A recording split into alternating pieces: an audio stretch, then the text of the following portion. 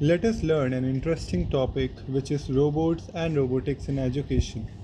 This presentation is prepared by Mrs. RGM and presented by Sahil Mathur. Where does the word robot come from?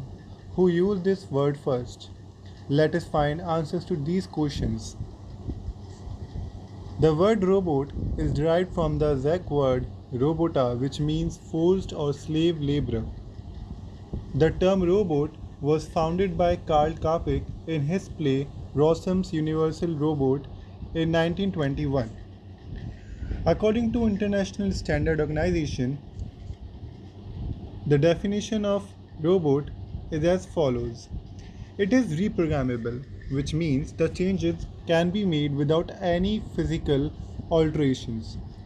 It is multifunctional, which means it is capable of being adapted to a different application. It is programmable in 3 or more axes. Axis is direction used to specify the robot motion in a linear or a rotary mode. It can either fixed in a place or be mobile, and it is used to automate the various industrial activities. Now we will learn the concept of robotics. Robotics, as you can see in the given image, is design, construction and use of machines, robots, to perform tasks done traditionally by human beings. The term robotics was coined by Isaac Asimov in 1942 in his fiction Run Around. As there are laws for human in our constitution, similarly there are laws for robots as well in robotics. First law: a robot may not harm a human being or through inaction allow a human being to come to harm, which means robot will not be destructive. Second law: a robot must obey any orders given to it by human beings except where such orders would conflict with the first law. That is, as we studied, that robot means forced or slave labor, therefore they must obey human. And the third law is a robot must protect its own existence as long as such protection does not conflict with the first or second law. That is, the robot must minimize the chances of any hazards. Another notable point is that no law should conflict with each other. But now the question arises, why robotics? Why do we need it? So here is your answer. Robots can be replaced by manual workers, which can minimize the production cost. When robots are applied to tasks, they perform more efficiently and to a higher and more consistent level of quality than humans. That is, maximize productivity and maximize product quality. Indeed, robots are of great importance. Hence, we need robots. But do we just need robots or intelligent robots? When we connect AI with robotics, the AI serves as the brain of the robot and helps it to optimize the task and provides the machine higher level of autonomy. Now the question arises, what is the science used behind robotics? Actually, the robotics is highly multidisciplinary field since it has a huge multidisciplinary exchange among many areas of science like math, physics, mechanical engineering, electrical engineering, electronics engineering, computer engineering, etc. Robot makes a complex task simpler with its complex structure. This complex structure of robot can be understood by understanding the components of a robot. The first component is robotic arm. Robotic arm plays the same function as human arm. It is made of various links joined by joints having end effector at its end. Let us understand what joints and links are. The joints are the movable components of the robot that cause relative motion between adjacent links. The links are the rigid members connecting the joints. There are various types of joints. For example, linear joint, orthogonal joint, rotational joint, twisting joint, revolving joint, etc. Now we will see end effector. An end effector is usually attached to the robot's wrist and it allows the robot to accomplish a specific task. The two general categories of end effectors are grippers and tools. Grippers grasp and manipulate objects during the work cycle. There are three types of gripper: mechanical gripper, vacuum gripper, and magnetized gripper. Tools. Tools are used to perform processing operations on the object, that is, they execute specialized tasks.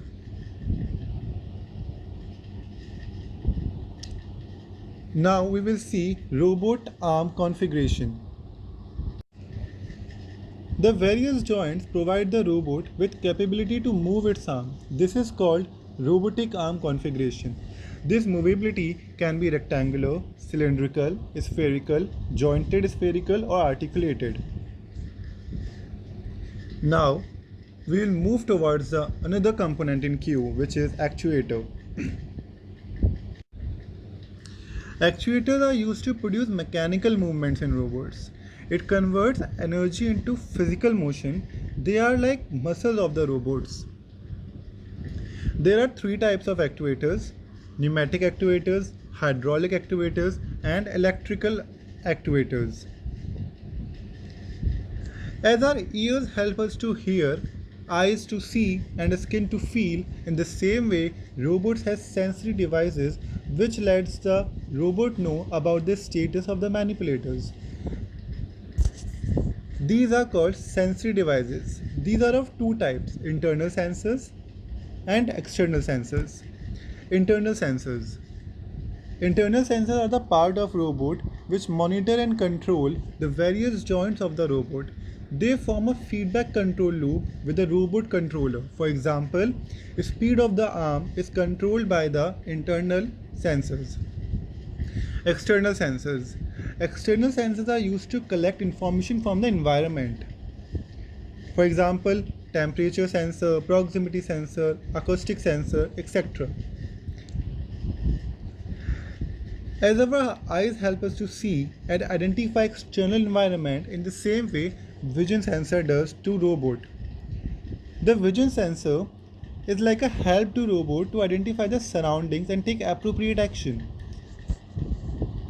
The controller analyzes the image of the immediate environment imported from the visual sensor.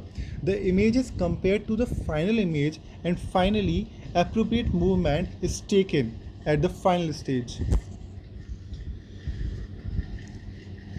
Now the most important component of the robot, which is controller. Controller is like the brain of the robot. It is a combination of software and hardware. Now a question arises, how a robot is taught? So we have two methods to teach robots. Online, that is, this involves just stopping the robot from its productive work and switching it to programming mode. Then you create or update the program while the robot is online.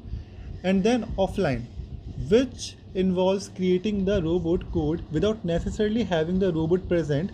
When the program is ready, you then download it onto the robot and debug it. Now we will learn about robotics application. The robots are of two types on the basis of job done by them.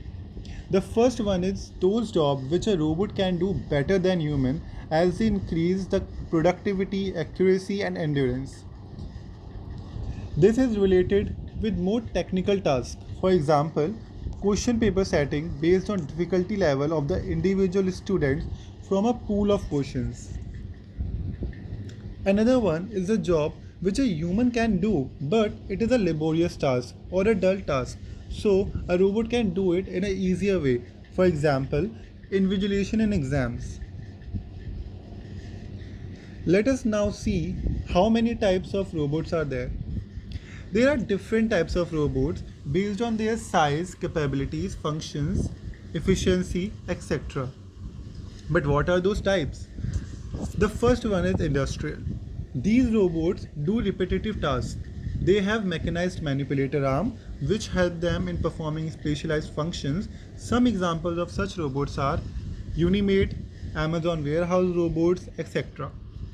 Then we have disaster response robots. They offer help in disaster management and reduces the risk of putting a human life into danger. Another important type of robots are military and security robots. They include ground systems like Big Dog, Cobalt, Packbot.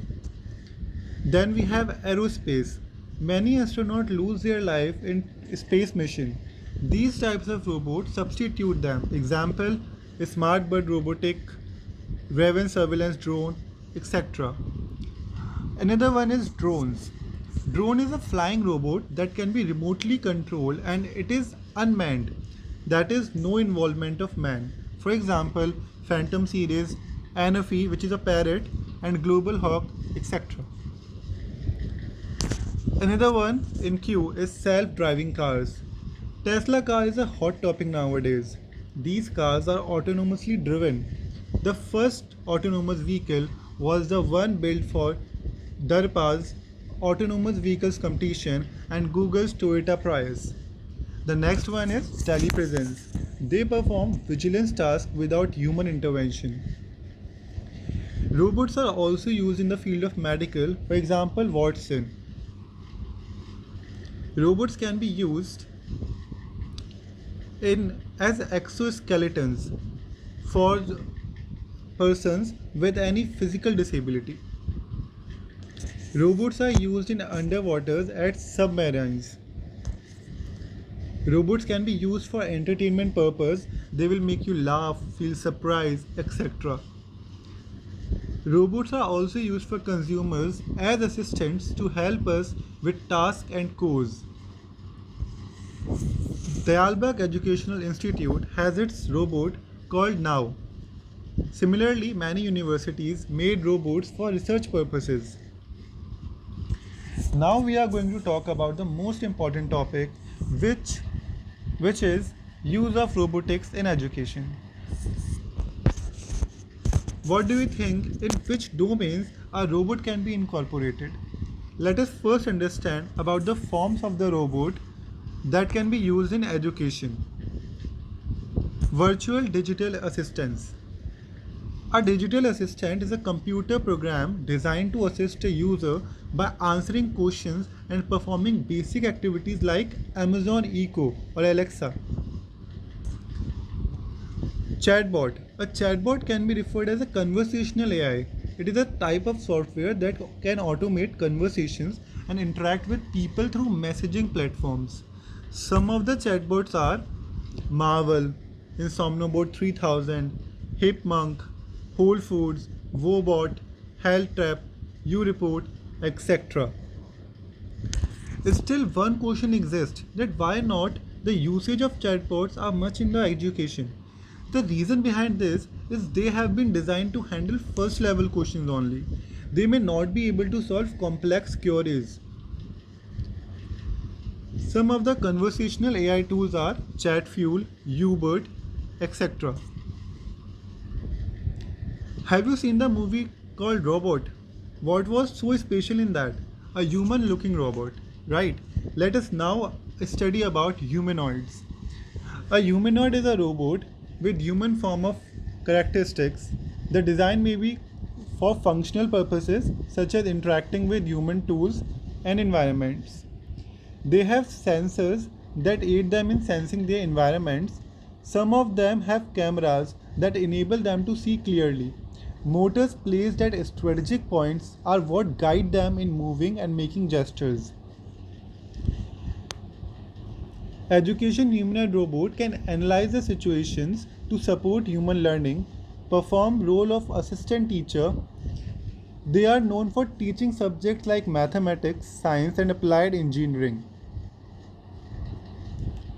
According to a research, humans are used 18% in social, 55% in healthcare and 27% in education. One such research also says that humanoid facilitates better interaction. What do you think is the role of humanoid in a classroom setting or in general education? It is like teaching a companion for children. It makes the educational process recreational. It is also used to assess children with multiple disorders. It reduces the burden of the teachers. It keeps the students engaged. It is useful for science, technology, engineering, and math education. It provides a platform to introduce robotics and programming. The student can teach robots and learn through them from teaching based learning. This table depicts the role of robot in teaching. The robot acts as a teaching assistant. It acts as a peer and co-learner for the students. It is like a companion for the teacher and students. It keeps the vigilance over the student through telepresence. It provides a teaching platform to teachers and students. It is also used as a means of recreation. What is the purpose of incorporating humanoid with education? Research study says not only the student participation increases in education, but also their creativity, curiosity, and knowledge and recall rate also increase. Children like using robot more than a tablet as they respond positively to the robots. As teachers, we cannot always remain with the learner. Here the role of humanoid comes in. They can help the student in home-based learning because they have human-like appearance.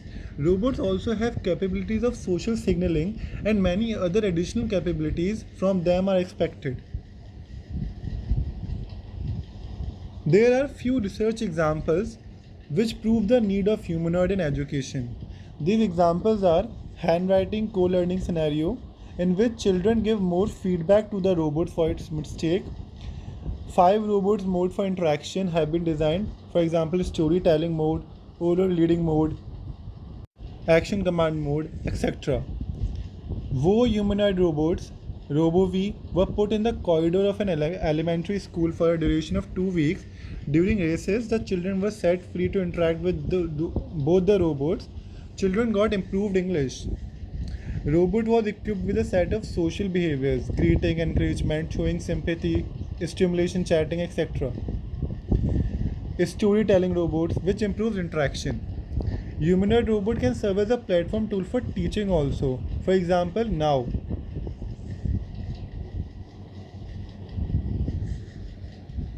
How humanoid can help teachers to pay individual attention, to make the class more interactive, to improve inclusion in the classroom, to teach foreign languages, to spare extra time with slow learners, to boost motivation among students, to teach social signaling, to teach special children.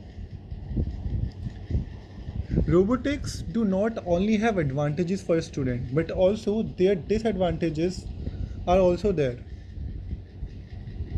Every coin has two faces, which means everything has its own pros and cons. Similarly, introducing robotics for education has its own disadvantages and challenges. Robots lack social interaction capabilities and intelligence. Another challenge is measuring and maintaining engagement and interest on humanoids, as the humanoid needs to play appropriate role, the personality of the robot, which is also very important. There are chances of the humanoid being autonomous. The shared control and synchronization is another important challenges.